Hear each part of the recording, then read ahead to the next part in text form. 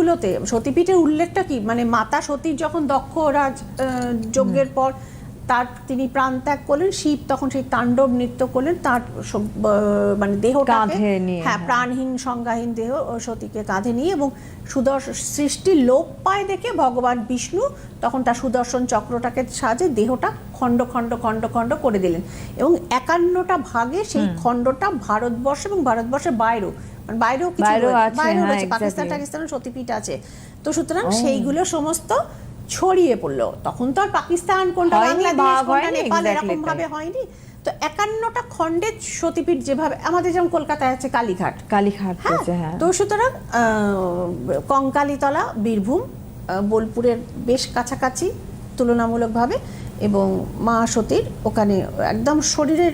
মানে স্কেলিটনের শেষ অংশটা পড়েছিল, যেটাকে আমরা লোয়ার ব্যাক বলি, হ্যাঁ, লোয়ার ব্যাক পোরশনটা ওরা ওখানে কাঁখাল বলেন। তো কঙ্কালে ওই অংশটা পড়েছিল, এবং সেই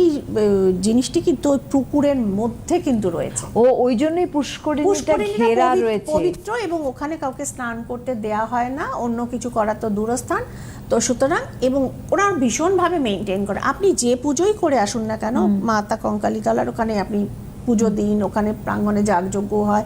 অনেক ধরনের তান্ত্রিক অঘরী এনারাও এসে ক্রিয়াকর্ম করেন ওখানে, এবং বিশাল গাছ, ঢিল বাঁধে মনস্কামনার জন্য প্রচুর মানুষ ওখানে, ধরুন বিয়ে হচ্ছে না বা বিয়ে হয়েছে সন্তান হচ্ছে না, বা জমি জমা পারিবারিক সমস্যাগুলো ফেঁসে আছেন, কঠিন কঠিন সমস্যা, মানে ওনারা একটা জিনিসই বলেন, ধরুন স্থানীয় যারা দোকানদার